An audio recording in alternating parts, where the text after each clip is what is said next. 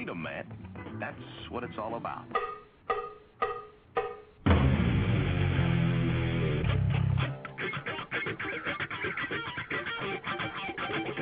You've got to groove on freedom, like the good book says.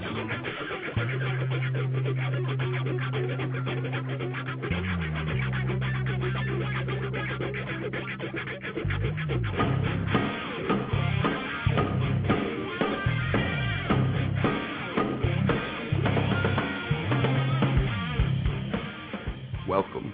You are listening to What on Earth is Happening. This show will discuss the topics of human consciousness, mind control, natural law, the occult, and all issues that affect the freedom of the people of Earth.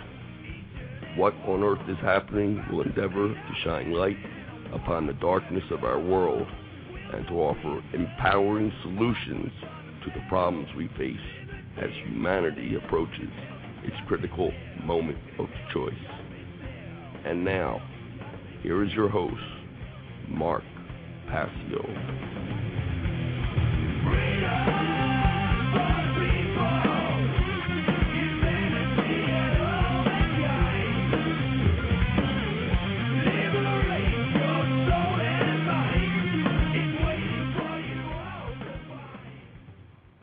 Welcome, everyone. Welcome. Today is Tuesday, May 4th, 2010. You are listening to What on Earth is Happening. I'm your host, Mark Passio, and this is the show where we discuss human consciousness and how consciousness relates to the self-inflicted problems that humanity faces as a species. That's what we do on this show. My website is whatonearthishappening.com. The network website is revolutionbroadcasting.com. The show is live every Tuesday evening from 8 to 10 p.m. Eastern Time.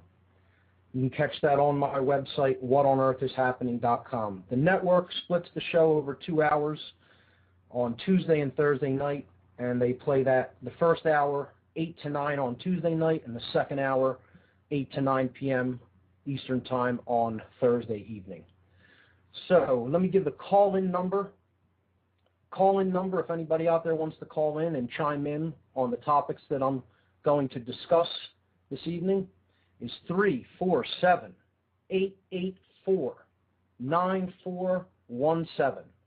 That's 347-884-9417. So please hold on the line when you call in. I may not immediately see the call on the switchboard, so give me a minute to get to it. If I'm in the middle of expanding on a topic or an idea, I may not get to you right away, but I will get to your call, so just hold on the line. Usually, if there is a pending important event in this area, I'm from Philadelphia, I will read an event announcement to start the show, and I'm going to do that now, and I'm going to do this every hour of the show until this event passes, because I think it is one of the most important conferences on the East Coast, and I'm hoping to garner a lot of attention for it and support for it and get as many people out to this event as possible, because it cannot be understated how critical the energy paradigm is to controlling people on this planet. The current immoral energy paradigm that we have, our dependency on oil in general, is a system of control. That's essentially what it is. And human imagination and innovation is essentially being stifled through the continuation of this energy paradigm and through the reliance and dependence upon it. So the event that I'm talking about is going to be coming up in July this summer in Philadelphia. It's called the Nikola Tesla Energy Independence Celebrations 2010. For those who don't know who Tesla was, really it is essential to research this gentleman's brilliance, his genius, his work, what he has already done in the service of humanity. The lifestyle that we live would not even be remotely possible were it not for Tesla's alternating current system and how it brings power into our homes for us to do all the things that we do with our electronic devices and the improvement that that brings to our way of living. So Tesla was pretty much stopped in his plans to even expand upon his innovations because he had a system in the works which would have been able to bring free wireless electricity to the world. And the financial interests of his day essentially squashed those dreams. And we're still stuck in an oil-based paradigm and in a very controlled paradigm when it comes to energy production and distribution. So to continue with the event announcement, Philadelphia, Pennsylvania, July 9th, 10th, and 11th. The Tesla Science Foundation brings together scientists, inventors, and enthusiasts for a 3-day conference highlighting the need for a new energy paradigm. This July in Philadelphia, the Tesla Science Foundation will be hosting a 3-day conference and celebration to commemorate Nikola Tesla's legacy and world vision. Tesla was a brilliant inventor who lived during the turn of the 20th century. His innovations resulted in the implementation of alternating current, the AC motor, wireless technology, and many other influential inventions that we now take for granted in the modern age. Tesla's vision to bring clean, free energy to the world through advanced wireless technologies was blocked by the financial and corporate interests of his time. Through this event, the Tesla Science Foundation will bring together like-minded scientists, inventors, and enthusiasts who share the common goal of bringing Tesla's advanced energy technologies to fruition for the betterment of humanity. The schedule of events is as follows. On July 9th, from 10 p.m. to 2 a.m., there is going to be a Tesla birthday bash, a big birthday celebration. Tesla was born on midnight between July 9th and 10th. And this celebration is going to be on the lawn at the Independence Visitor Center. That's at 6th and Market Streets in Philadelphia, starting at 10 p.m. They're going to have, I believe, a Tesla coil, several Tesla coils out there. And they're going to do, at midnight, they're going to have a variation on fireworks Tesla style. They're going to fire off all these Tesla coils. Now, the next day there are several events going on July 10th at different locations in the city. And it is billed as levels of involvement for all levels of interest. That's why they're having different events at different locations pretty much simultaneously, because the event is for just the general public to become more aware of Tesla through information and some fun activities. It's for enthusiasts who have already started looking into alternative energy and why this is so important. And it's for scientists and inventors to actually bring together innovative minds to start working on this new energy paradigm in the service of a better human future. So July 10th is a packed day. There is a small change from the event schedule as I read it in previous weeks, and I'll do that one first. July 10th, from 10 a.m. to 8 p.m., pretty much the whole day, they have the same lawn at the Independence Visitor Center, right in Independence Mall National Park. And there's going to be exhibits, information, and music. And that's at 6th and Market Street. So the whole day, that's just a general outreach to the public. There'll be tables, booths, some people displaying some inventions. And you could pick up general information there, and there'll be some music. It'll be like a fair, sort of. Okay, so that's the first event on July 10th. The second event is at the Free Library of Philadelphia at 1901 Vine Street, 19th and Vine. That's from 10 a.m. to 5 p.m., and that is presentations and lectures for the enthusiast. They're not going to be very technically inclined. They'll be able to be understood by the layman. And I have the privilege of emceeing this event myself. I will be the MC for the event at the Free Library. I've been working with the Tesla Science Foundation, and they're a great group of people. And it's an honor to have been asked to MC this event myself. Also on July 10th, from 6 p.m. to 11 p.m., that's after the presentations at the library, there is a reception dinner and a concert featuring the great a theremin ensemble, a theremin-centered ensemble, playing classical music. They're called the Divine Hand Ensemble. Their website is divinehand.net, and everybody really check out this band, this orchestra. They are phenomenal, and the theremin instrument is just an incredible piece of technology, and the tones that it produces are magnificent. So that's going to be a great show. That's going to take place at the Arch Street Meeting House. The Arch Street Meeting House. That's at 302 Arch Street in Philadelphia. Finally, on July 10th, this is another overlapping event in the morning again from 10 a.m. to 5 p.m. There is a scientific conference, and this is a two-day event. This will actually be on July 10th and 11th, 10 a.m. to 5 p.m. each day, the scientific portion of the conference geared toward scientists and inventors. This will be taking place at 2 Liberty Place on the 32nd floor of the building, and 2 Liberty Place is at 1601 Chestnut Street in Philadelphia, 16th and Chestnut. For emerging details, please see the conference website at www.teslasciencefoundation.org. Learn more about Nikola Tesla, what he tried to do for us, why he was stopped from that, and why it needs to happen 100 years ago, let alone today. It should have occurred over 100 years ago. We need to make this vision for the way power can be produced and distributed become a reality. So that's all I have to say about that.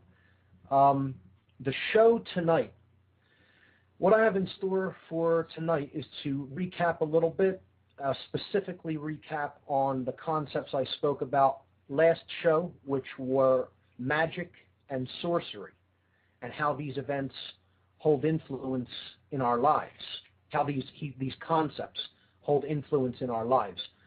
I want to specifically address the concepts of magic and sorcery as they relate to the concepts of order and chaos and the events that we experience in the world around us as a result of these forms of influence. So I'm going to recap there a little bit, but the bulk of what I want to get into tonight is the beginning of breaking down the idea of the barriers to consciousness, the barriers to self-realization. What do we really have to overcome within us in order to understand who we truly are, what our purpose here is, what's really taking place around us and within us? So there are specific barriers that are in place that prevent that awakening, that realization from happening. And I want to begin to delve into those, list what they are, and begin to break them down. So as I've stated already, what we really do here on this show is delve into the causal factors. A lot of people in the freedom movement who are attempting to expose the political machinations that are taking place in the world, who are attempting to look at events, and that's important, that should be done, that needs to be done. But you have very few people really getting down to the very root of the problem, to look at the causal factors of why what we are experiencing is happening. That's the whole goal here. Because if we're not in a position to understand, address, and then move toward correcting the things that are actually responsible for creating the problems that we experience, we're powerless to solve them. So ultimately, everything that I talk about on this program is geared towards solutions to the problems, not just discussing the problem or, as some people have said, describing the prison, describing the cell. You can describe the prison forever, but until you understand how to unlock the door to the cage that we're all in and walk out of it, that isn't going to happen. So that's ultimately what this show is all about. And as we've said in previous shows, what the base causal factor is, what it has to do with, is the ability to tell truth from falsehood. And that will immediately put some people off, because there are many people in this world that do not accept or believe that there is such a thing as truth. They don't believe that there is any such notion. And I'm going to talk about that a little bit on the show today, because this is the ideology of how we are fooled.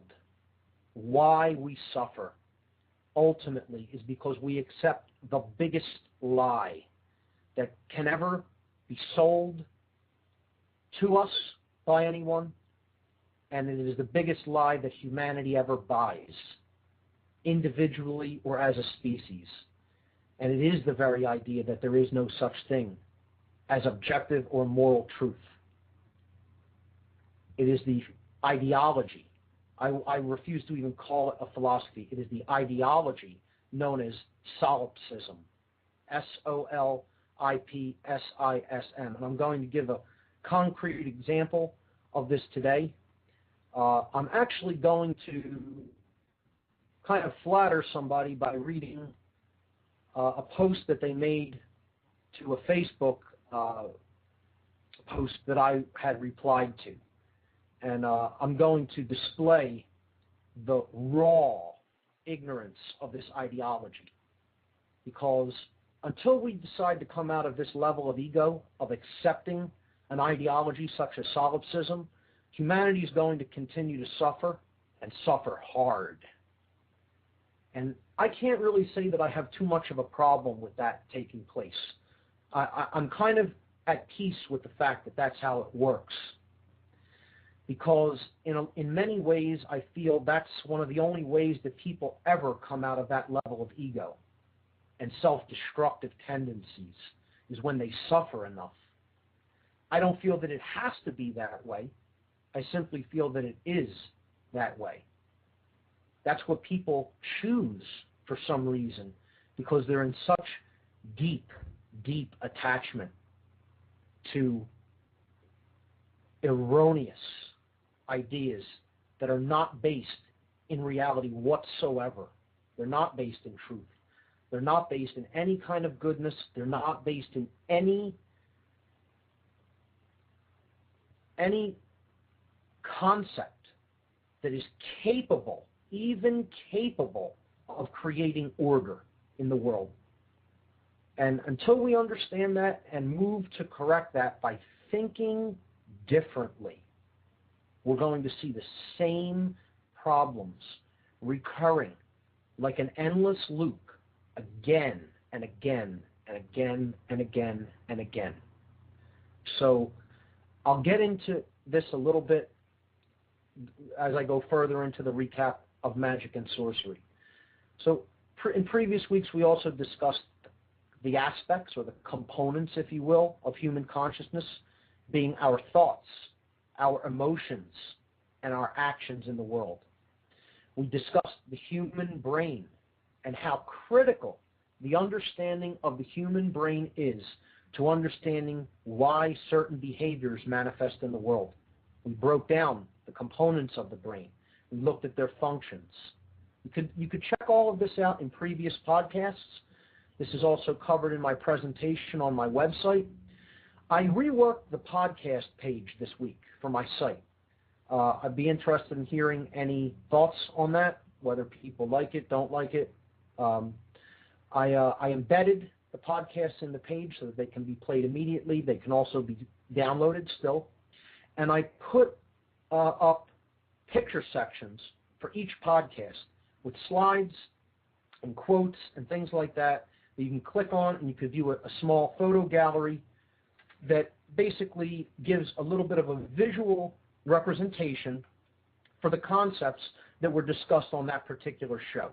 That's in the podcasts section on my website at whatonearthishappening.com. Very quickly, before I continue the recap, I'll give the call-in number one more time. The call-in number for the show is 347-884-9417. We haven't had many calls in the last couple of weeks. That's fine. I have lots of material to go through and cover. But if anybody feels the need to call in and discuss anything, there's no taboo topics here. You can talk about whatever you want. Call in and just hold on the line. I will get to you. So another topic that we explored pretty much in depth was the emotional polarities, the concept in general of polarity, and the emotional polarities that create our reality. Those two polarities are forces, the force of love and the force of fear. Love being the force which expands human consciousness. It expands consciousness, period. And fear being the force which seeks to shut down consciousness. So love is the expansive force, fear is a contractive force. And we looked at what manifestations, both within us and in the external world, that is a reflection of what is within us, what these two seemingly polar forces create, their manifestations. So we saw that the internal manifestation of love is a state that I referred to as dominion, self-ownership, sovereignty, true self-love, true self-respect, owning and being in charge of the kingdom of self. The only thing we're really allowed to control and be in charge of our own thoughts, our own emotions, and our own actions in the world. That's it. When we truly own them, when we truly understand how they work to create our reality, that's the idea known as dominion or sovereignty, self-ownership, not being controlled from without. When fear manifests inwardly, this force creates internal confusion and internal opposition. The self, the house, the kingdom of self is divided in its own house. So we're torn within. We're torn apart from within. Fear creates internal confusion, internal opposition. We discussed this concept as the force known as Satan, which is a Hebrew word that means the opposer, the adversary, he who creates opposition and strife. It's a force, okay? When love is present internally, it creates an external manifestation known as freedom. This is why freedom is under such attack, because people aren't in mass holding this consciousness of love and self-ownership and rulership of the self, ownership over one's own mind, over one's own heart, and over one's own actions. It's slipping away from this world, slowly but surely, unless we decide to do something about it and reclaim our sovereignty, our self-ownership. So when fear goes to work in the external reality, when it's present within our minds and hearts, and it goes to work in the external reality, we experience control, externally imposed control, which ultimately leads to chaos, to suffering, to slavery, everything that we refer to as evil or bad. Now, there were different worldviews that go along with this. we discuss them as a very left-brained worldview, known as randomness, and a very right-brained imbalanced worldview, known as determinism. We broke those down on a previous show. And we talked about what those worldviews lead to. I referred to it as the schism of the mind and the schism of the worldview, because these ideas, these left-brained imbalanced ideologies and these right-brained imbalanced ideologies, they lead to worldviews that impose nothing but more suffering. It's an endless cycle of suffering. And people refuse to accept, most people anyway, refuse to accept that there are alternatives to such worldviews. There is such a thing as moral truth. There is a way, a path to come out of self-inflicted suffering. So one of these really seriously imbalanced worldviews that we discussed was the ideology known as solipsism, the idea that there is no truth, that there is no such thing as natural law principles, and that essentially perception is reality. Nothing could be further from truth or accuracy than this ideology. There's not much that really can be done to take people out of this ideology. Sadly, it seems there isn't much that will take someone out of that ideology other than them suffering so much through their clinging to an ideology such as this that they finally break down and say the three magical words, the three words that begin all spiritual journeys. I was wrong. This was the path I had to take personally. I chose and took the left-hand path, the path of enormity of suffering, until I got out of that worldview and mindset. And it took so much suffering for me that I was barely able to move. I was laying in a room in the dark, essentially doing nothing. That's the level of depression and suffering that I had to reach in my life in the past to come out of that poisonous worldview. And when I did, my life changed so fast it made my head spin for the better, because I started getting in touch with what really is taking place within me and around me, and accepting the realities that are taking place around me, instead of pretending that they don't exist or that it's all just perception, and that can be ignored, and that truth can be ignored, and that morals can be ignored, and that we could just make it up as we go along, depending on our comfort levels and what we, think is good for us, as opposed to what is good. And there's a big difference between those things. So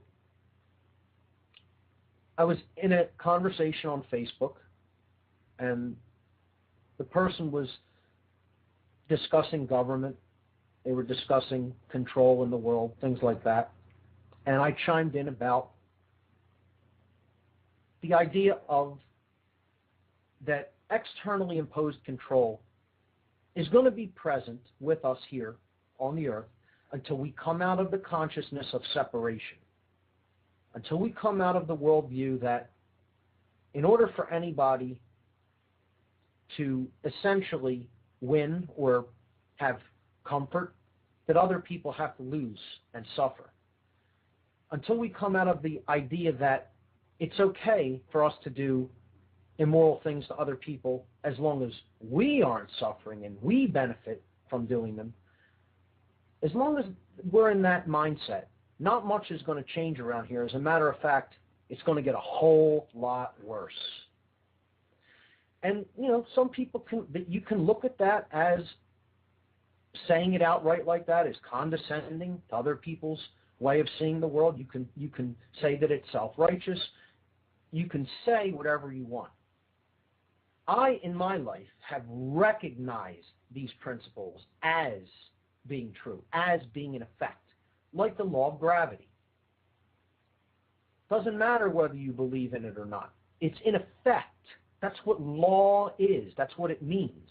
It means it's a parameter that is in effect. It's a boundary condition. It cannot be broken, or it wouldn't be a law, a true law. I'm not talking about the law of man here. I'm talking about cosmic law, and it exists. It's real.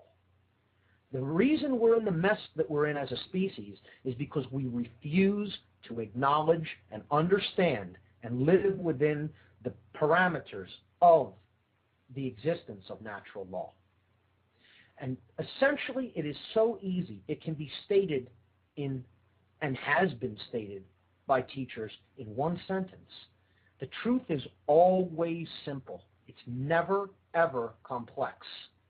People try to make truth complex, to obscure it and to obfuscate it, to create confusion and doubt within somebody's mind regarding natural law principles or truth. But the law that governs creation can be essentially be stated in one sentence. Do unto others as you would have done unto you. That's the golden rule. And that's it. It is that simple. And because we continuously break that one law, we're going to continue to suffer until we decide to come out of that level of consciousness. The end. Okay? It is that way. I'm not saying it's my belief that it is that way. What I'm telling people out there is if you don't want to continue to suffer, that's the path out of suffering in a nutshell. That's it. And it is that way. That is the truth. It is not a perception of reality. That is reality. I don't know how much clearer I can say that. I'm not telling you that that is my belief, because it is not my belief. That is a law that is in effect that I happen to understand. That's it. So here is the reply that I received on Facebook from someone that I would say is a solipsist based upon his response. And I'll read just excerpts from this. This person said the golden rule is just an arbitrary assertion to try to prove some sort of moral truth. There is no ultimate moral truth. There are no laws of existence. Imagine that. Now, let me tell you what this ideology, what this belief system, which is what this is, leads to. This belief system is known as solipsism, and it is also known as moral relativism, which I brought up on previous shows. This creates the notion that man is the highest power in the universe. We get to make up our own truth. Essentially, we are the arbiters of truth, or God. That's what this ideology is. If there are no laws that govern creation, if there is no such thing as morality in truth, there is no such thing as morality, it is just perceptions, then we get to do essentially whatever we say is correct or right or moral.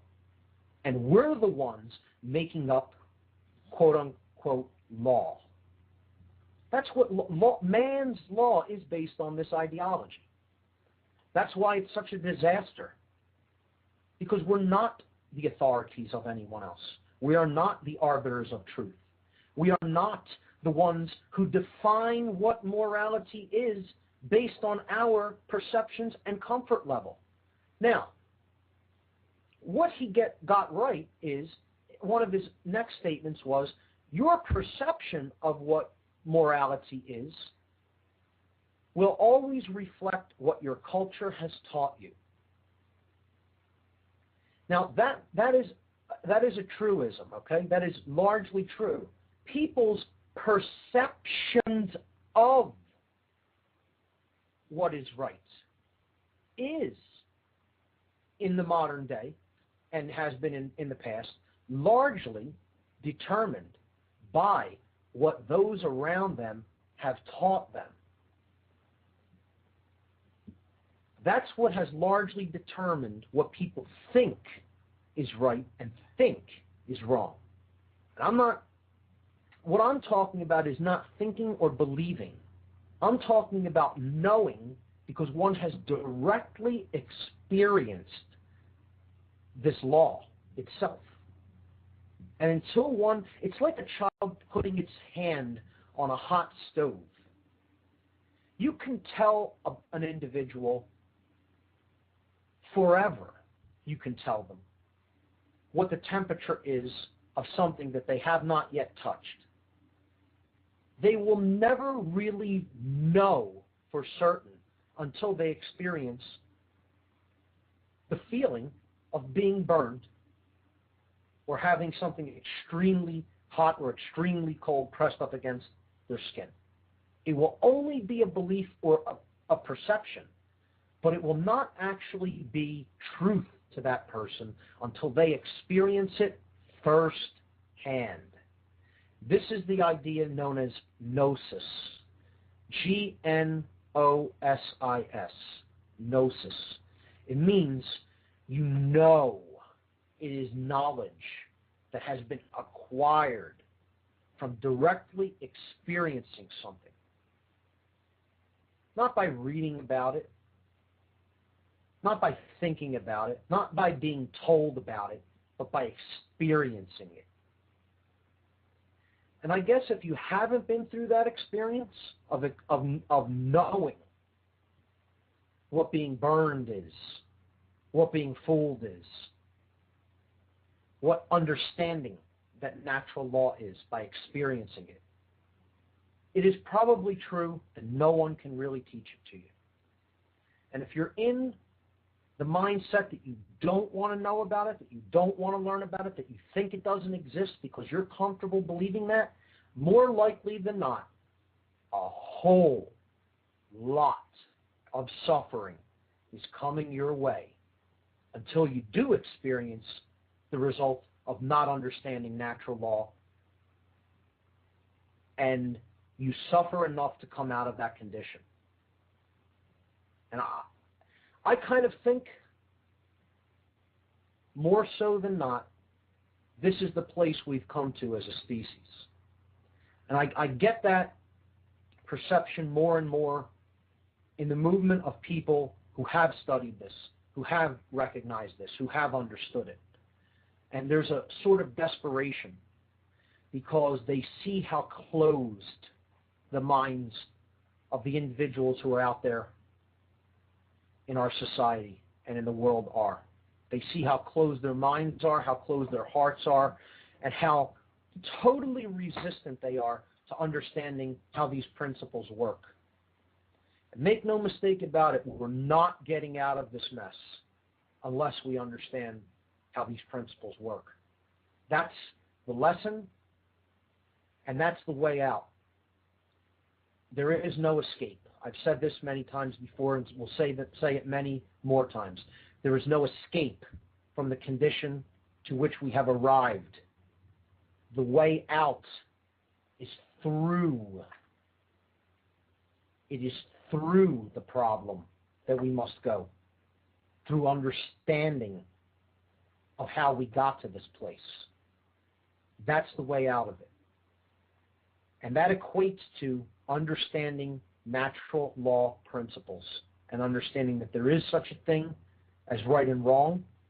And one of our jobs here is to understand what right and wrong are, what their qualities are, what their manifestations are, and to choose the higher moral ground over the low, easy ground.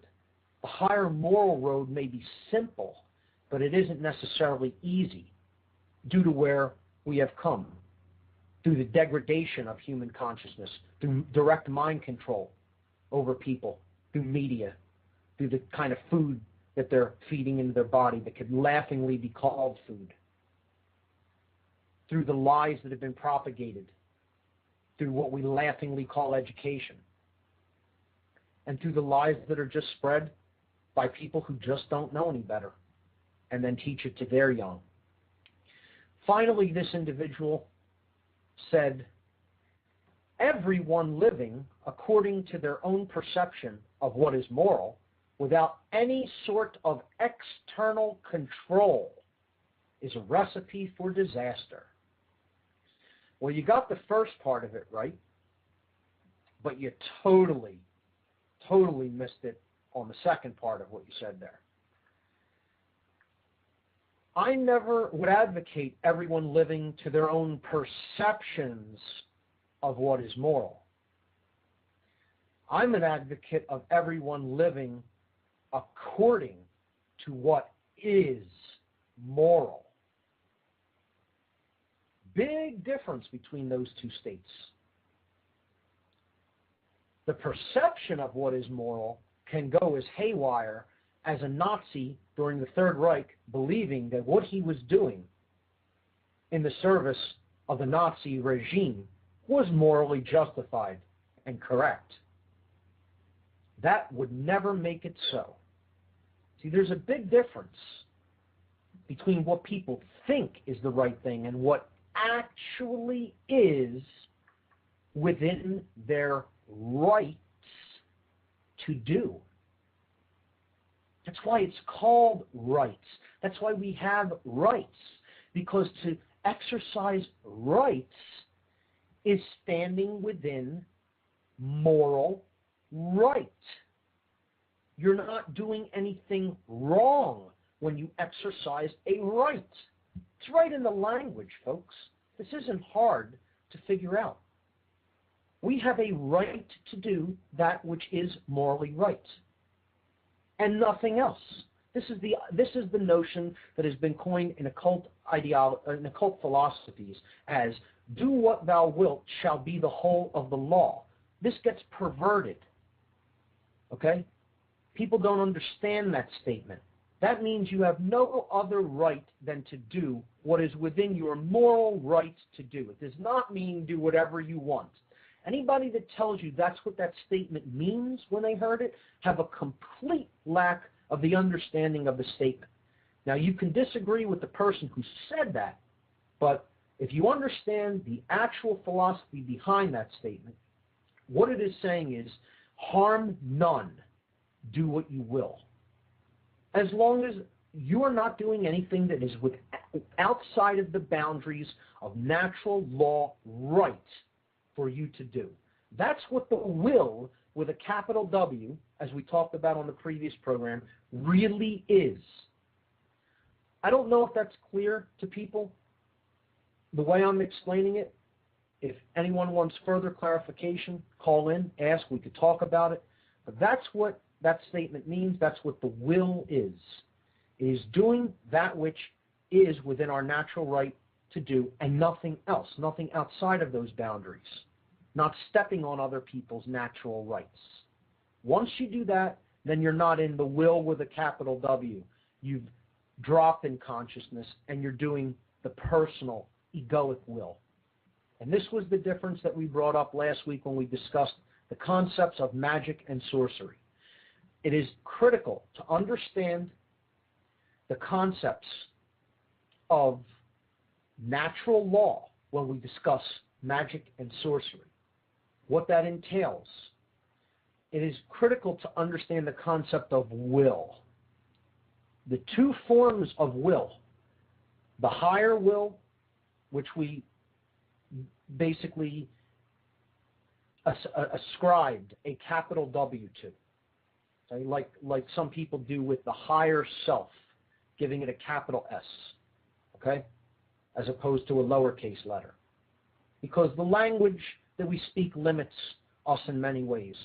To talk about higher will versus egoic will.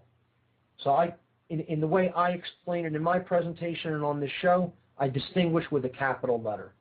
The capital W will is the will of creation and accordance with natural law, harmony with natural law principles that create order. The lowercase will, which is the will that the sorcerer, not the alchemist or the true magician, exercises. The sorcerer exercises the lowercase will. And this goes against natural law principles. This is for the selfish gains, the selfish tendencies of the practitioner of this influence, of this science and art called sorcery. This being who practices this art is saying, forget about the will of creation, forget about natural law principles and other people's rights, let my will be done. Because that's all I care about. So, to go back a little bit to the statement that this gentleman made on Facebook in response to a post that I had commented on. His solution was external control. And he stated later on that he doesn't have a problem with government, externally imposed government. Doesn't have a problem with that. External control, that's his solution to the problem of everybody living according to their perceptions of what is moral, and therefore creating a lot of chaos in the world. That we need external control to solve a chaotic problem. That's the very definition of sorcery. The very definition of it. And again, I've also described this with the metaphor of, I'm going to dry those wet clothes by pouring more and more water upon them. You wait and see. You wait and see. I'll get it done that way. Don't worry about it. It may take some time, but I'll take these buckets of water, I'll take this garden hose, I'll continue to put water on those clothes, and they'll get dry. Watch. You watch. That's exactly what this is. This person has zero understanding of how natural law works. Zero. But in many ways that can't be blamed on the person themselves.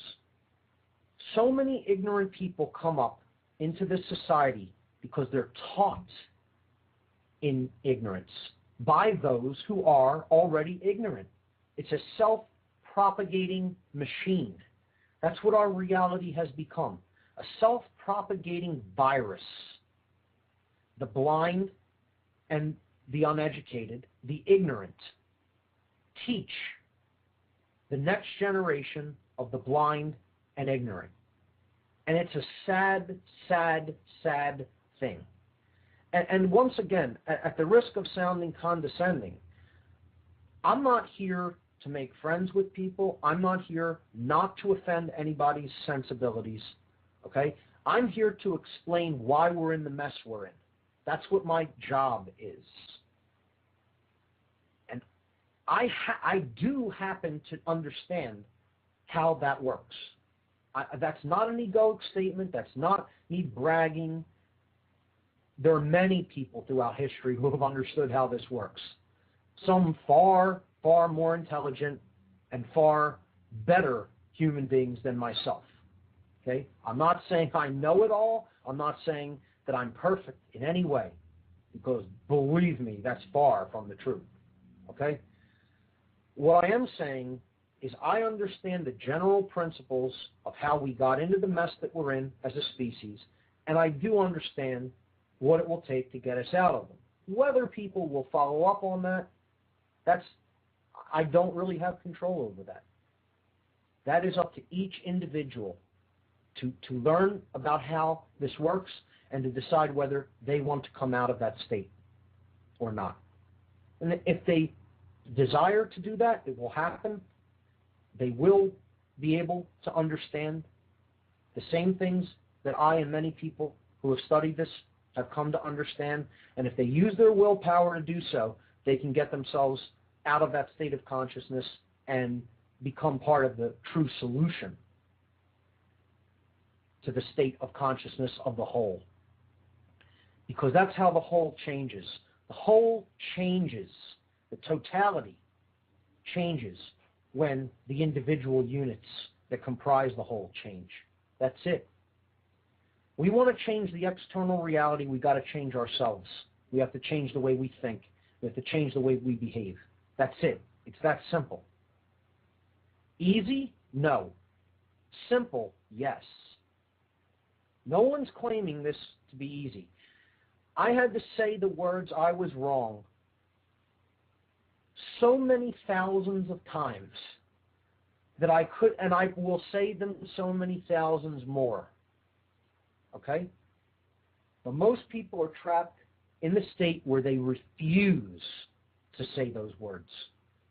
They refuse to admit that to the universe, that they bought a lie. They propagate a lie. Disharmony with natural law comes through this level of ignorance, and all it creates in the world is chaos. That's critical to understand. This is what the sorcerer wants.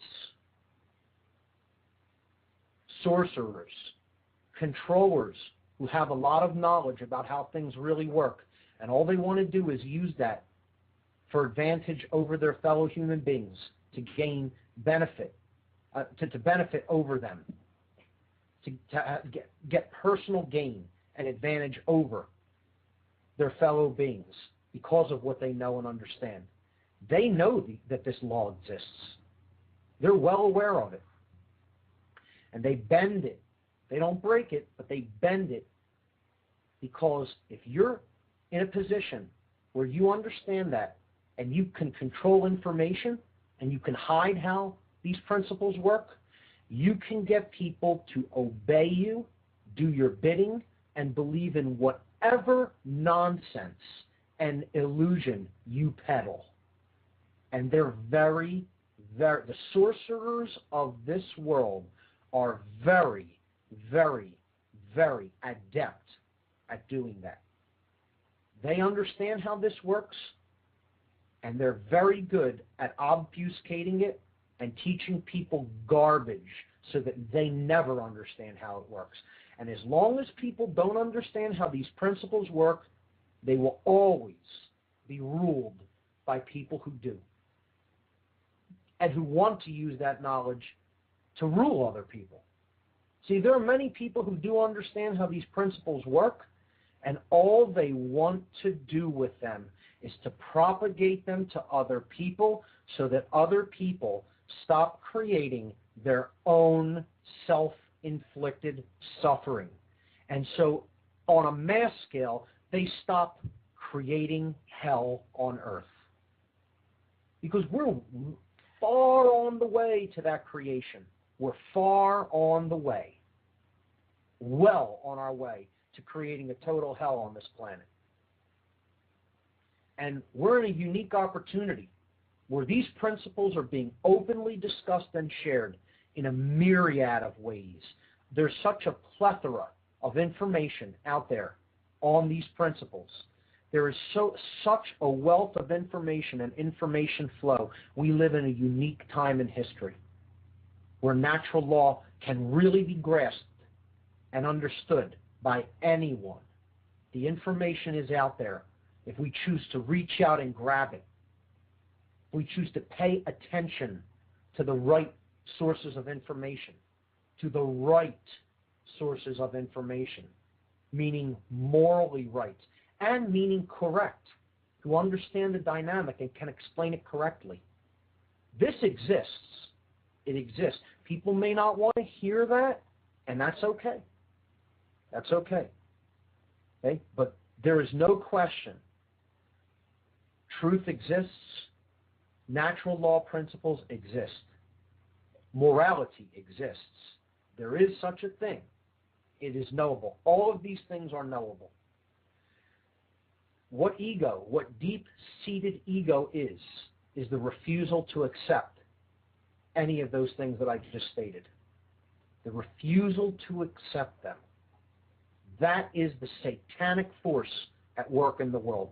You can call it whatever you want, but it is the force that divides you within, and it divides people from each other, prevents them from ever coming together and being able to live in social harmony.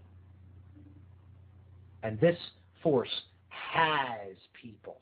It owns people. It owns their minds. It owns their minds. Because they've been peddled sewage by the sorcerers of this place. Sewage. And here's the other concept that rolls along with this as I wrap up talking a little bit about sorcery. Magic and sorcery. See, the magician wants to bring people together, the true alchemist, to elevate consciousness, to help people understand natural law, so that they can put an end to their self-inflicted suffering through ignorance and through ego, attachment to wrong ideas that they can't admit that they're wrong ideas. They'd rather go to the grave. They'd rather die than admit that they were wrong. That's how deep of an ego hold this satanic illusory force has over the minds of people of this world. They would rather kill themselves and others around them rather than admit, I've bought a bad ideology. I've bought a bad notion, a bad idea. Can't admit that. See, belief is one of the strongest forces in the world. Not gnosis, but belief. People so desperately want to cling on to their beliefs because it's all they know. It's all they know. And to take that away from them is to take away their self-identity. And we're going to talk about, in the second hour, the barriers to realizing the true self-identity, not the illusory one based on ego and based on attachment to ideas that are simply morally incorrect and not based on any kind of truth, moral or otherwise. They're just wrong ideas. One of the biggest beliefs is that sorcery doesn't exist. This is a belief. What I say to people who refuse to accept the influence of the occult and occult principles is, do you believe that there's such a thing as radical Christianity? And they'll say, yeah, I believe that there is such a thing. I don't believe there's such a thing as occultism and sorcery in the world. Well, if a radical Christian group suddenly went and fired in the vicinity of an abortion clinic and you got hit by the gunfire because you happened to be going to the bank or the restaurant next door to that clinic, did you need to believe in their ideology to be affected by that event? Absolutely not. Other people have an ideology and they're acting on it. They're acting on it. Whether you believe that that exists or not, or whether it has effect on you or not, is irrelevant. It does exist, and it can affect your life. So the refusal to even believe that these forces exist is very prevalent, and that itself is ego. So that's going to wrap it up for the first hour tonight. The website is whatonearthishappening.com. The network is revolutionbroadcasting.com. live here on Tuesday night from 8 to 10. For those listening on my website, stay tuned for hour 2. Take care, everyone. Be back in a moment. Freedom, man. That's what it's all about.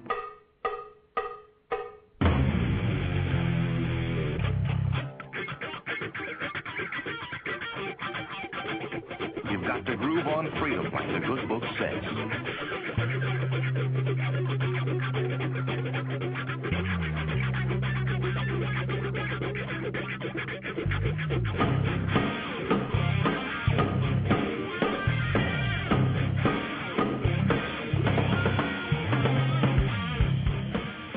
Welcome.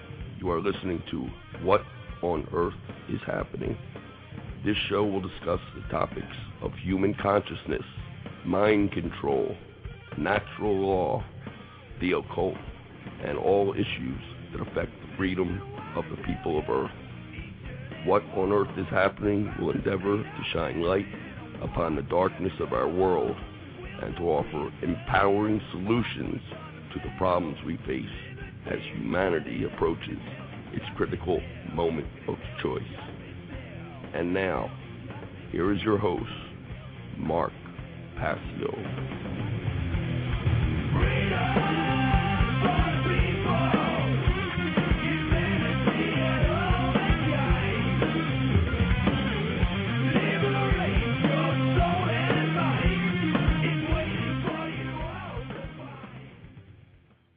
Freedom is waiting for you all to find.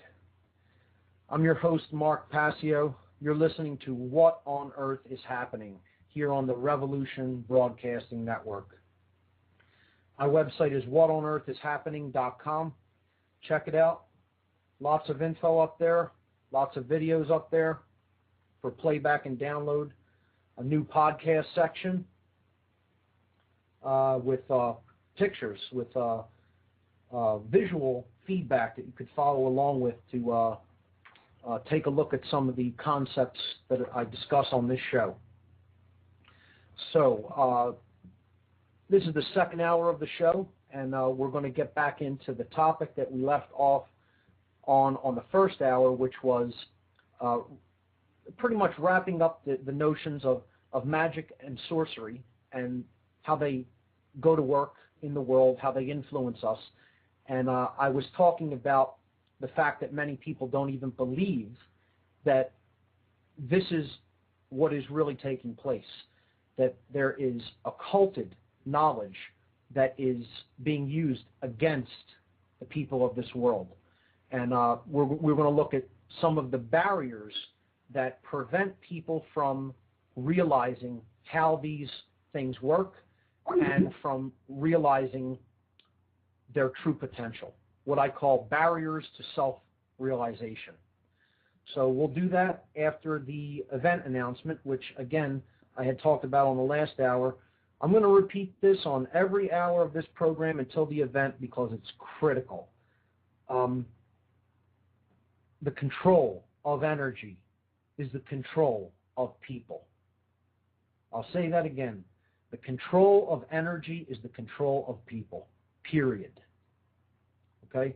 For people that still do not understand how involved, how completely connected the energy paradigm that the financial elite use to control the people of this world, how that's connected with issues of our fundamental rights and freedoms.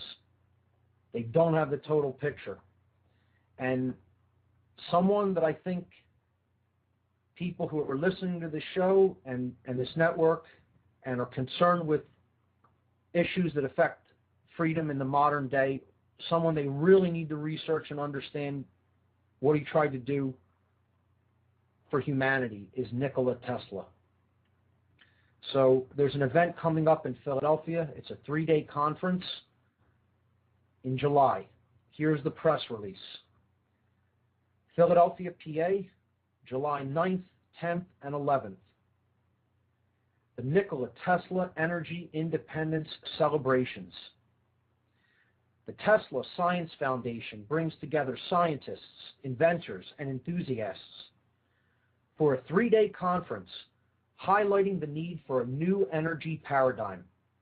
This July in Philadelphia, the Tesla Science Foundation will be hosting a 3-day conference and celebration to commemorate Nikola Tesla's legacy and world vision.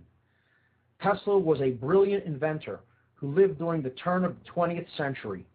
His innovations resulted in the implementation of alternating current, the AC motor, wireless technology, and many other influential inventions that we now take for granted in the modern age.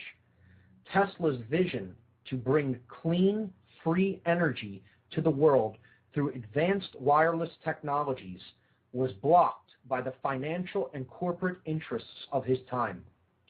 Through this event, the Tesla Science Foundation will bring together like-minded scientists, inventors, and enthusiasts who share the common goal of bringing Tesla's advanced energy technologies to fruition for the betterment of humanity. The schedule of events, July 9th, 10 p.m. to 2 a.m., is going to be the Tesla Birthday Bash on the lawn outside of the Independence Visitor Center, just across from Independence Mall in Philadelphia. That's at 6th and Market Streets.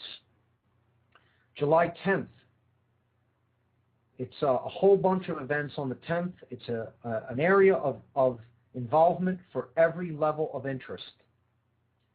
So from 10 a.m. to 8 p.m. at the Independence Visitor Center, again, 6th and Market Streets, there's going to be exhibits, information, vendors, music, displays. So for the general public, tourists that may be in the area on that day, they can check out all of the activities going on the lawn at the Independence Visitor Center. July 10th, 10 a.m. to 5 p.m., presentations and lectures at the Free Library of Philadelphia, 1901 Vine Street, 19th and Vine. These are presentations that are going to be geared toward the layman, toward the non-scientist. Okay, the general public is welcome at these lectures and presentations. They're going to all be geared toward Tesla, his technologies, his vision, and there will be some overlap with, related technologies and energy systems. So it should be an interesting day. I have been offered and have accepted to MC this event at the Free Library. So I will actually be introducing all of the speakers and presenters, and it's an honor to do so because the Tesla Science Foundation and the associated Nikola Tesla Inventors Club are just great groups of people, and what they're trying to do is the right thing. So July 10th, again, Saturday, July 10th, from 6 p.m. to 11 p.m., there is a dinner and concert. It's going to be a classical music concert with an ensemble whose conductor plays the theremin instrument. And I encourage everybody to check out the theremin instrument. It's a beautiful instrument. It is a very little-known instrument working on electronic principles and vibratory principles. And the sounds that it generates are just absolutely magical. So it should be a great time on July 10th from 6 p.m. to 10 p.m. The pricing on that is yet to be determined, but it will be very reasonable. I know that the tickets for that will be under $25, probably for both dinner and concert. And I believe if people just want to go to the concert, that option will be made available as well. This is going to be 6 to 10 p.m. Saturday, July 10th at the Arch Street Meeting House at 302 Arch Street in Philadelphia. And the final portion of the conference, the Nikola Tesla Energy Independence Celebrations 2010, is Saturday and Sunday, July 10th and 11th, from 10 a.m. to 5 p.m. is the scientific portion of the conference, the scientific conference. This is going to be at 2 Liberty Place on the 32nd floor, 1601 Chestnut Street in Philadelphia, 16th and Chestnut. And this is going to be geared for scientists and inventors. So there will be very technical presentations at this portion of the total event. It's going to be a great event. People are going to learn a lot. A lot of great minds are going to come together for this.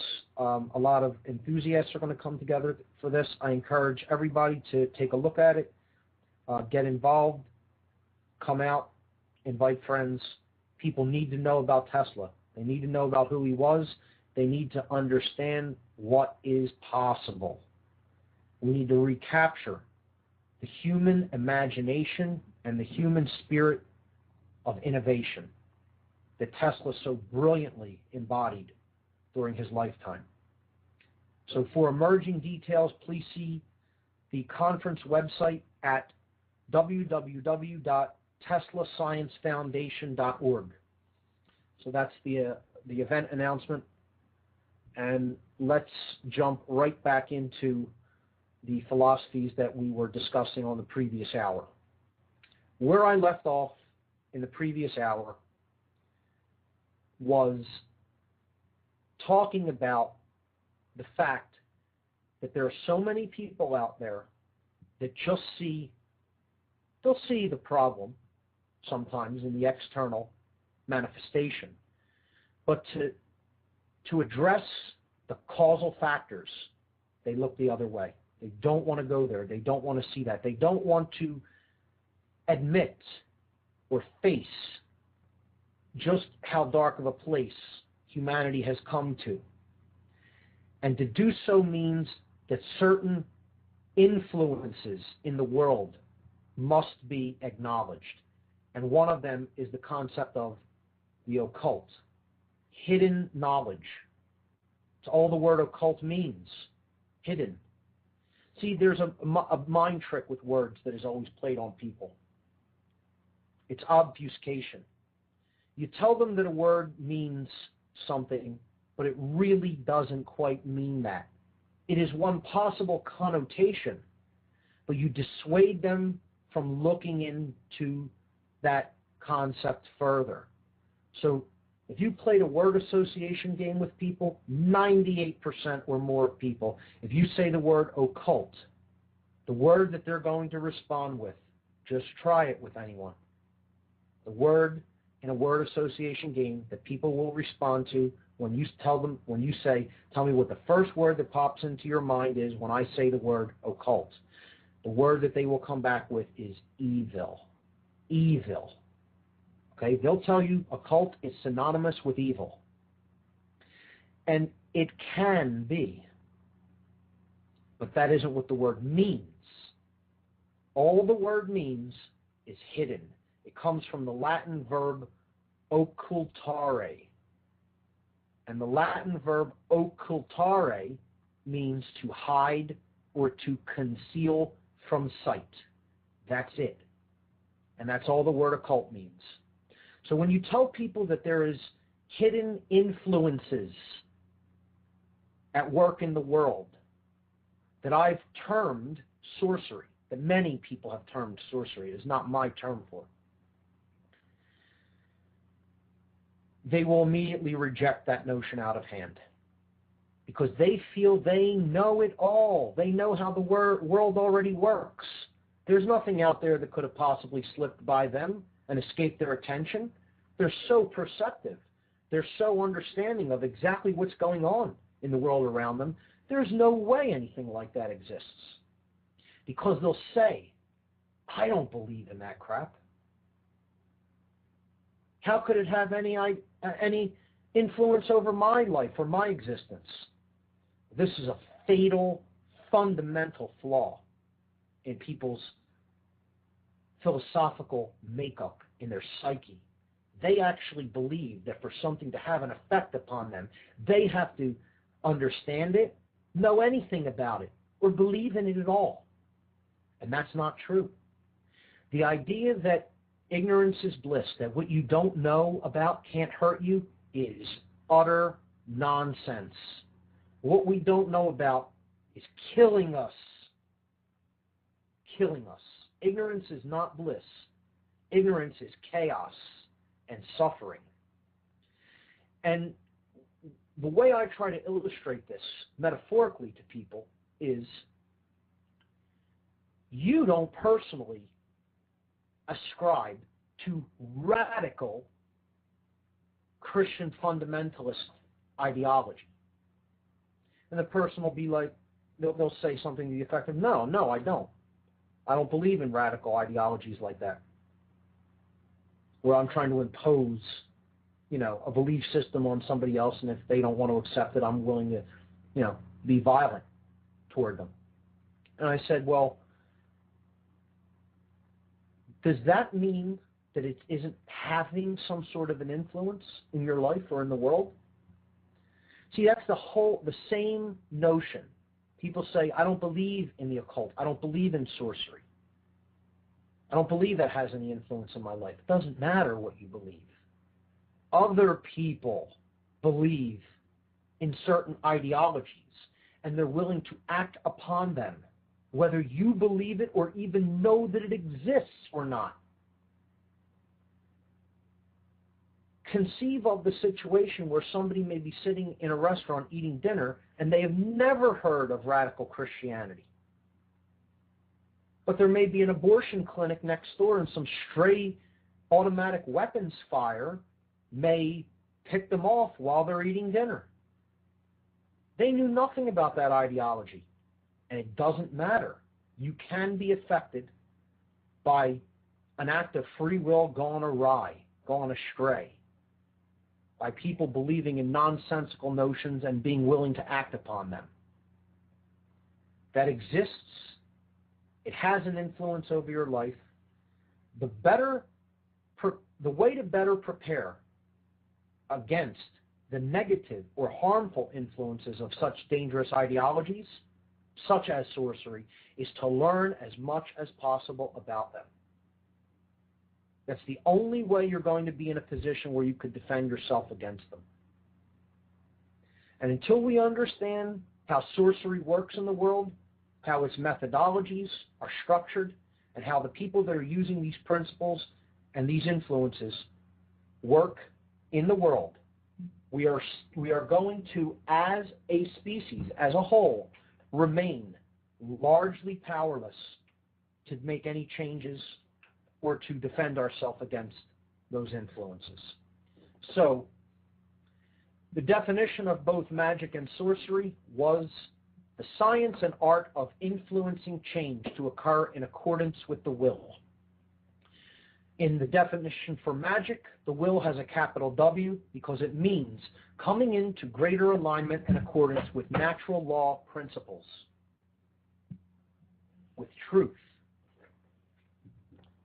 In the definition of sorcery, the word will, the science and art of influencing change to occur in accordance with the will, is lowercase. It means my will, my selfish, egoic will, the will of the sorcerer himself or herself. When we come into alignment with the art of magic, we are attempting to create non-dualism, oneness within, sovereignty, the recognition of sovereignty of all beings, the recognition that natural law exists and that it is operating in our world, and we are bound by it. Only by helping to assist other people to come up to higher levels of consciousness, the art known as alchemy, are we going to get out of the self-inflicted suffering that we are in as a species. If we continue to fall prey to sorcery, or even attempt to use it, we are going to create more and more and more chaos and suffering in the world. Because that's where we're at now. We're at a place where sorcery has run so rampant in the world that we live in that we have a situation of total chaos, almost complete chaos. People think that there is order here or that we're going to be moving toward more order if things don't change are delusional. The new world order that we're largely moving toward is going to be one of total control and total chaos. It's not going to resemble anything like order.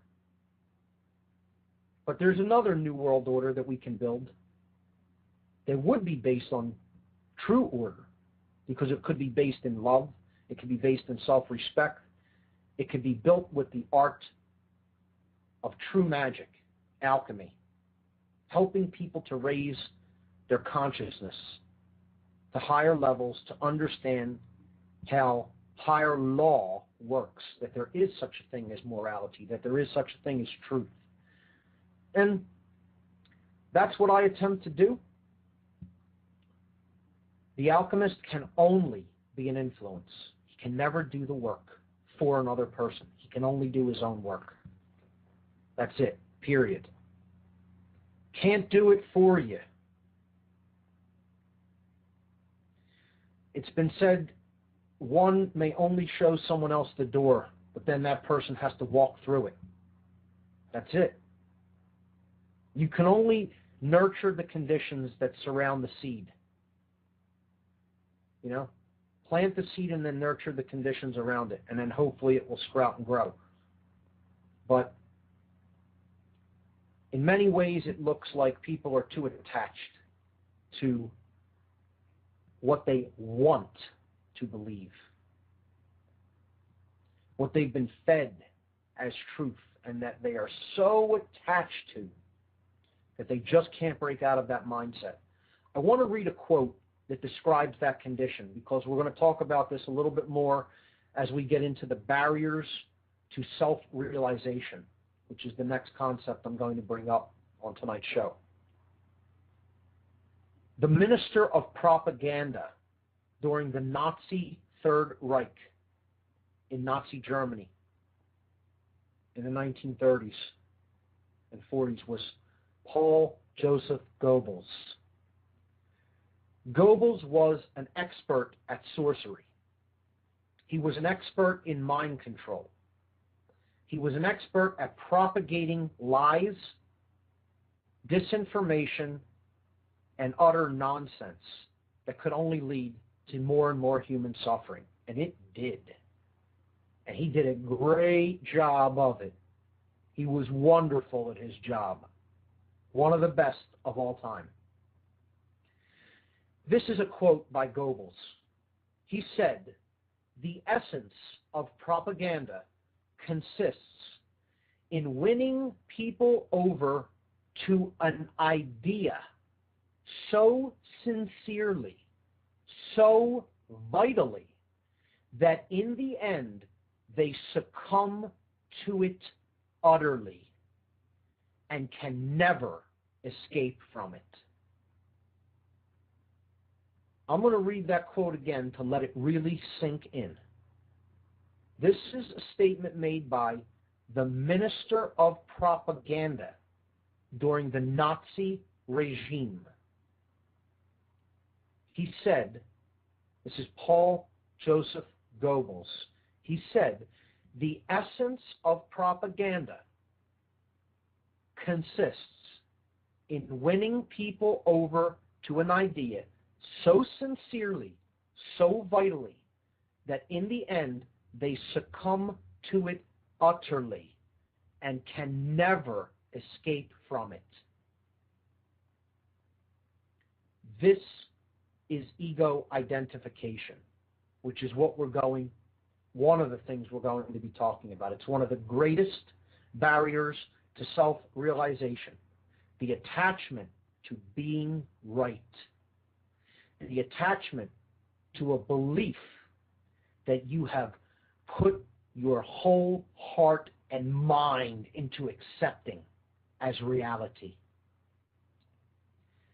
This is the essence of mind control. This is what mind control is. It isn't what it's like. This is what it is. You could substitute the word propaganda in Goebbels' definition or statement with the word mind control, because it's the same thing. And this is the force this is the methodology that has people completely owned externally. Most people do not own themselves in the world today. They are wholly owned by minds that are outside of themselves. Other people's propagation of an ideology that is only put out into the world to control their minds, their feelings, and their behaviors. That's it. And for people that don't want to believe that mind control exists, you do not understand anything about what's taking place on this planet. The end. You do not get even an iota, even a small, tiny, tiny bit of what's really going on. Mind control exists. It is real. There are methodologies for it. The methodologies are known, well known. The methodologies are practiced. The methodologies are refined. And they are refined sharply. And they're doing one hell of a job on people. They're doing a better job on people in this country than they could have ever dreamed of doing during the Nazi regime, during the Third Reich in Germany in the 30s and 40s. Because they have turned it up not only psychically, they have turned up the heat chemically through food, they have turned up the heat digitally through the media and the devices that most people pay attention to now in their very homes. They have turned it up spiritually through the propagation of ridiculous notions that are propagated in the New Age movement. It's a multifaceted, multi-tiered attack system. And until people wise up to it, things are going to continue to get more and more and more uncomfortable. And people are going to suffer a whole lot more, sadly. But it's a choice. It's a choice. Let that be known. It is a choice whether we suffer or come out of this mess. Okay? And the choice lies largely in one concept, in one notion. And that notion is understanding who we really are. It can't be stated any more simply than that. Once we understand enough about us, about ourselves, the true nature of our being, mind control will no longer have any effect upon us. And it will fall away, it will melt away. But as long as we stay attached to all the things that prevent that awakening and that realization of who we really are, the suffering will continue, the mind control will continue, the externally imposed control of all kinds will continue, and it will not relent, not 1 second, not 1 instant before we wake up to the realization of who we really are. Let's just look at the word realization. Let's just break down the word. Let's think about the word realization. Real eyes. It means to see with the real eyes. Only when we are seeing with the vision that can help us to accurately perceive reality, accurately perceive that which is accurately perceived truth. Only when we acquire that vision are we going to be in a place to come out of all of the self-inflicted suffering that we have created for ourselves. And it's doable. It is doable. It is possible. The potential for that exists. Whether we will that into manifestation is another story. I don't think anyone can say with certainty whether we will do that or not. If we do it, we have the potential to create, at this time in history,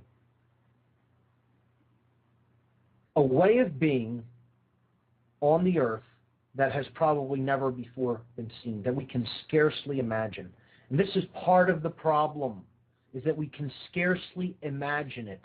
The human imagination is suppressed. They want to stifle. Sorcerers who want to control other people always need to stifle the human imagination. They need to stifle.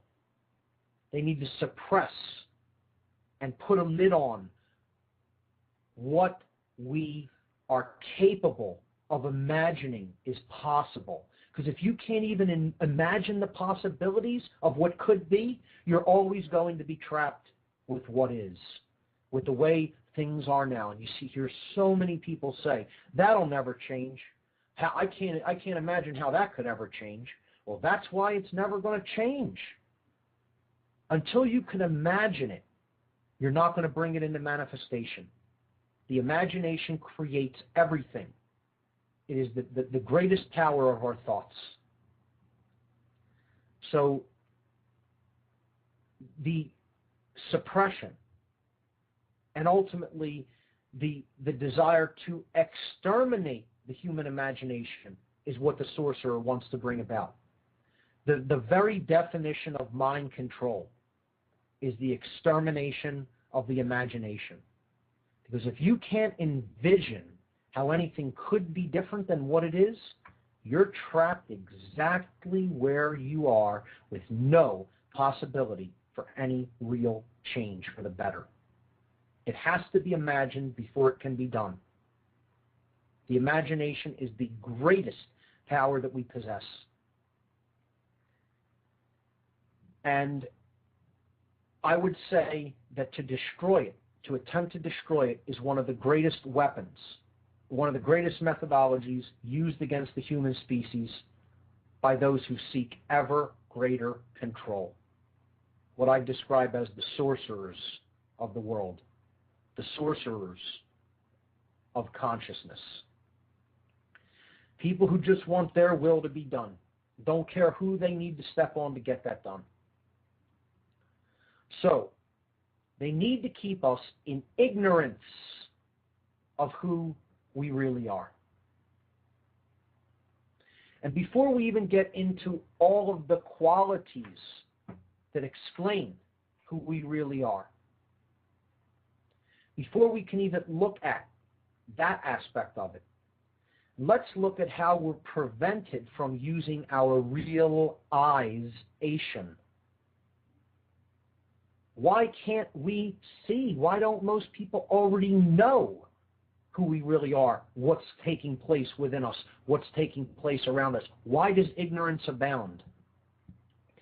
Well, I've broken this down, analytically broken it down, to help explain it better through words, into four basic categories that I call the barriers to the realization of the true self. And again, I'm going to bring that notion in to describe the higher self, or the idea of who we really are, with a capital S, as opposed to a lowercase s, self, which would be the lower self, or the ego-identified self. We're going to look at the things that block this awareness, this knowing of who we are. We're going to look at what blocks the realization of the true self.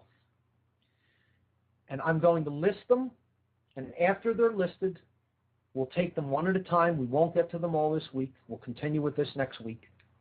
But I'll list these barriers to self-realization, and then I'll discuss them individually. Before I even do that, I want to give out the call-in number one more time, because if there's any callers that want to call in, I field whatever questions you have. You can introduce whatever you want. No taboo topics. The call-in number is 347-884-9417. Once again, that's 347-884-9417. So, the barriers to the realization of the true self. I present 4 of them. The first is known as the 5-sense illusion. The 5-sense illusion. And probably that is the only one we will have time to delve into in any depth this evening. And then we'll continue with others. The second is ego identification, which we'll probably get to next week. That's if we even wrap up the first one tonight. So the second is ego identification. The third is the prison of the left brain. The prison of the left brain modality of consciousness. This is something that the educational system in the West does a very good job of keeping people locked in. And the fourth and final barrier to the realization of the true self, which we will discuss here over the next couple of weeks, is institutionalized belief systems and people's attachment to those systems of institutionalized belief. Institutionalized belief systems. So quickly, to list them one more time, the barriers of self-realization, barriers to the realization of the true self, the 5-sense illusion, ego identification, the prison of the left brain, and the attachment to institutionalized belief systems. Before we get into the first one here tonight, I see we have a caller. I'm going to take a call now. Here we go. Hello, caller. You're on the air. Hi, Mark. Hey, how are you? Vern. Good. No, it's Vern. Jessica, actually. Jessica. Sorry. Jessica, you called in before, right? No, I'm Kevin's wife. Okay. Oh, Kevin's wife. Yeah. Great. I was just listening to your show. I'm sorry, go ahead. I knew I recognized your voice. I couldn't quite put my finger on it, but thanks for calling in. Hi. I just wanted to say, I've been listening to your show for the whole hour, and I keep on being right on, so seriously. And what you're saying about, everything manifesting in thought, the whole concept of, everything comes from that idea, a decision. It's so absolutely true. I've been on, I guess you'd call the shamanic path. I don't really like to call it that, but that's probably the best thing to. I like that word. I like describing it like that personally. A shaman has been described as one who can see in the dark. That's one of my favorite definitions for the shaman. And I just like the dogma, but what I genuinely got from the experience is that I agree with that thought, the decision. I don't know, Kevin and I had a really interesting experience today of exactly that happening to us, where we finally made a decision to make something part of our reality, and made the decision, which inherently means that you take the first step and the second step and the third step to make that decision, that thought, a reality. And I feel like all of a sudden we're on the way to a dream that we thought was a pipe dream earlier today. You know what I mean? Right. Well, I think that's magnificent, and I think that's a great path to be on together. Yeah, sure. We're looking into the Earthship Philadelphia project, which is amazing. I'm not familiar with that. Earthships are biotexture. They're basically homes that are made out of recycled materials pretty much completely, tires, bottles, cans, etc. And they're completely off the grid. They use water collection. They take care of their own sewage. They use natural sources for heat, electricity. They use low energy appliances, and basically these are homes that are using the world around them to sustain the home itself. So it is completely off the grid, sustainable housing. In addition, it has place in the home for food production as well, so you can sustain yourself fully off the grid. Very interesting. Very interesting. Yeah, and the unfortunate situation is that the architecture institution, as we know it, gets in the way of this. The Earthship Philadelphia people are ready to go. They have the money. They pretty much have worked everything out, but they're experiencing a large amount of red tape coming from license and inspection, surprise, surprise, and a lot of other governmental institutions. So unfortunately, not surprising. No, not because surprising the reality of the situation is if people can sustain themselves, they're no longer slaves. Right. So, exactly. I don't know. If anybody's out there and they're listening, they should sign the petition to allow the city of Philadelphia to be the first urban setting for an Earthship. It'd be wonderful. Sounds like an interesting project. That sounds like a cool thing to be involved with. And, I want to just comment on what you said before about, how you made this decision to go off on this path together. And I just think it can be so much more powerful when more minds and more aware people come together as a group, because it makes the intention manifest so much more powerfully. And that's what, that's one of the biggest parts of this is the intent and projecting that intent forward. And that is the power of the our creative ability, and we are co-creators of our experience, of our collective experience.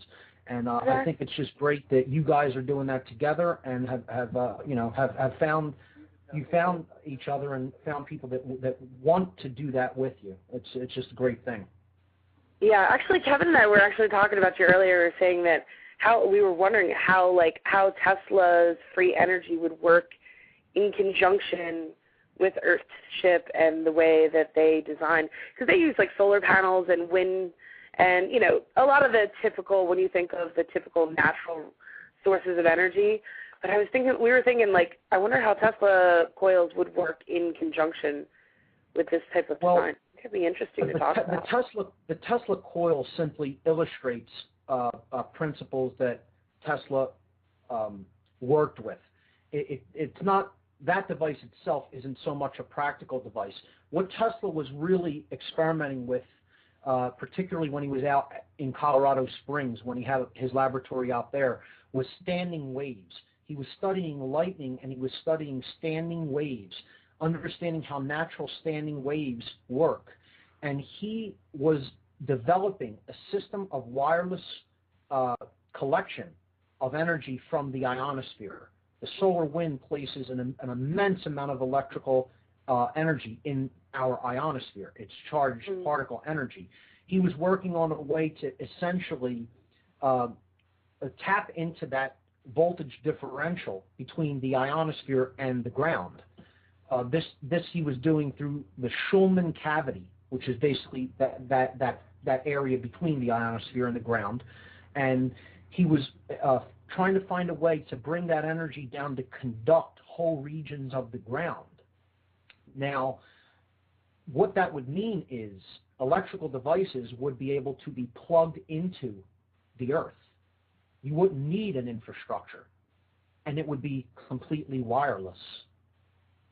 Awesome. Can you even imagine that? And it was possible. He demonstrated this principle in a low-scale effect.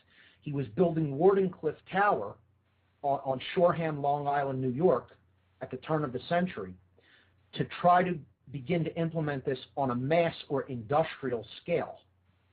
He estimated, I believe, according to some of his writings, he estimated that approximately 12 of these types of towers would need to be built throughout the world to be able to essentially electrify all the populated regions of the Earth. That's awesome.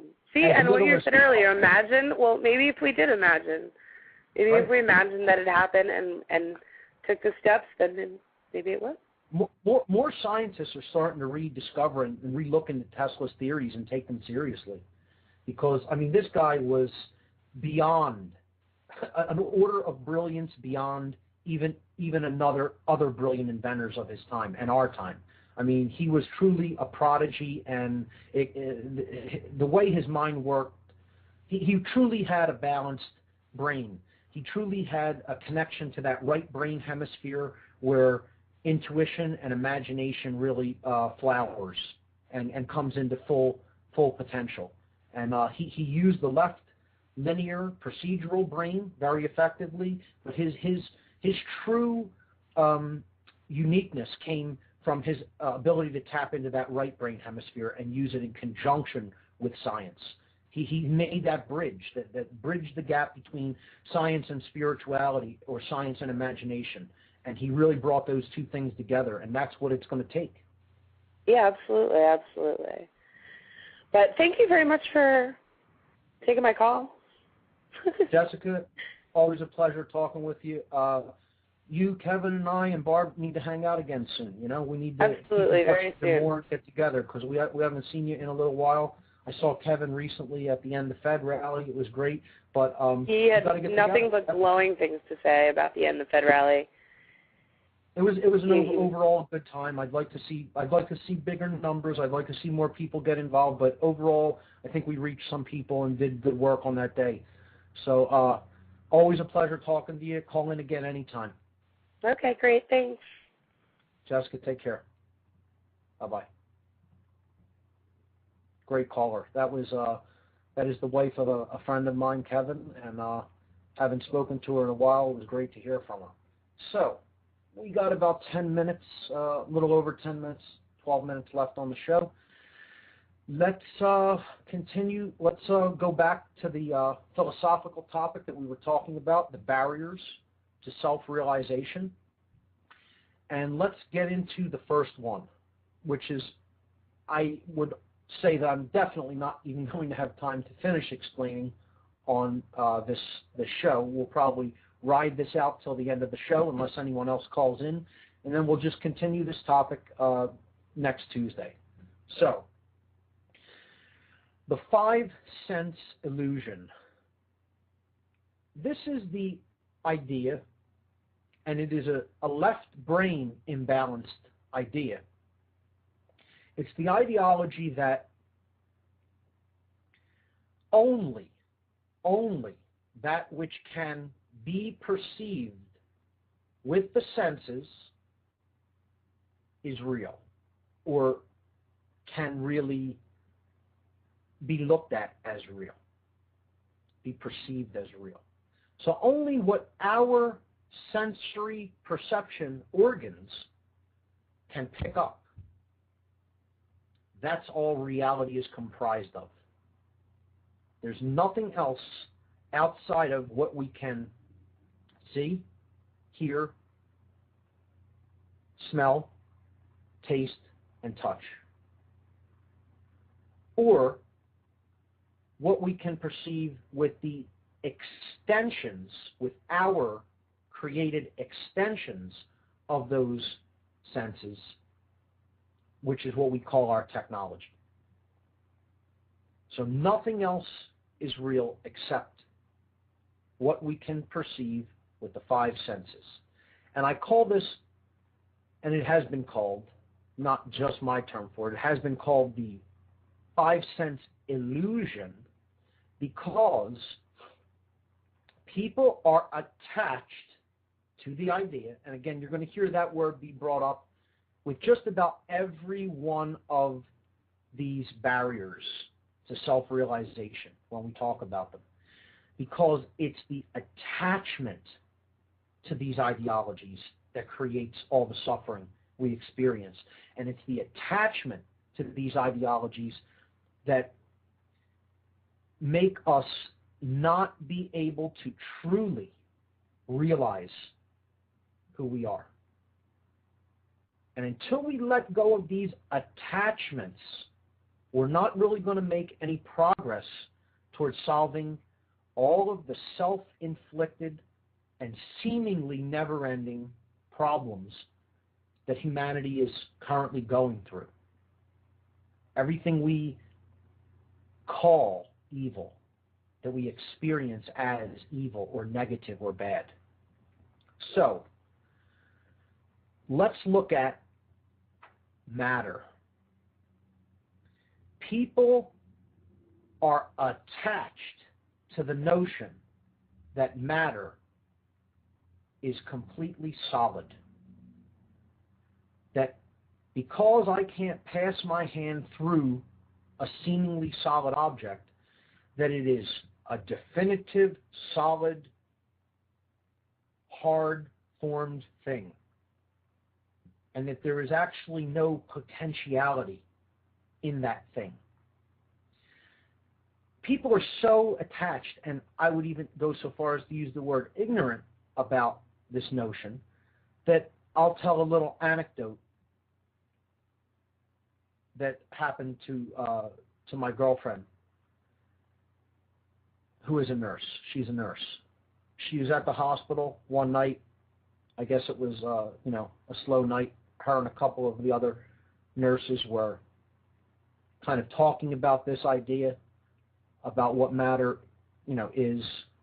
And Barb brought up the notion that matter is made up of atoms, and atoms are always in motion.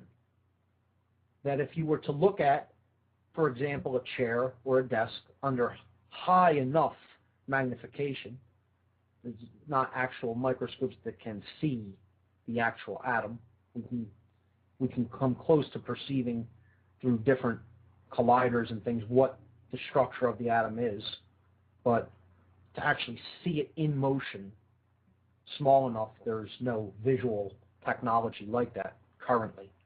But if you were to be able to perceive that, you would see incredible motion, seemingly chaotic motion that can't even be conceived of, the speed with which these subatomic particles move and vibrate. And when she tried to explain this to another one of the nurses on the nursing staff, and she said, if you actually looked at the molecules and the atoms of something like a chair or a desk, you'd see it's in total motion. I mean, it would be moving, vibrating, almost chaotically and crazily. And the person actually looked at her and said, "Barb, you're so crazy. You're so crazy." She had actually not even really heard this notion before, that at the very, very, very small, or the quantum level, matter is in such chaotic motion and flux that we can even scarcely conceive of how fast it is moving, that we perceive of it as still and solid. When we understand more about the structure of matter, we get into more modern interpretations and experimental observations that matter is not solid at all. As a matter of fact, it is only a potential. It is a potential to exist. And only when the decision to observe it is made does it actually form an actual point particle. So if we look at the subatomic particles at a very, very, very low scale, we would see continuous flux or motion, or what has been described as pure potential energy, potentiality, the potential to manifest something. But a mind, a consciousness must become involved to actually create and form that potential into a manifested experience. Now that's a mouthful, but in science this is known as the observer effect. You can look that up. It's called the observer effect. And I'll probably be explaining more about the observer effect next week. But to re-illustrate some of the ideas of how the five-sense illusion keeps people trapped in limited ways of perceiving themselves, their own consciousness, and the world, we could look at an example of frequencies. We can look at frequencies of light and sound.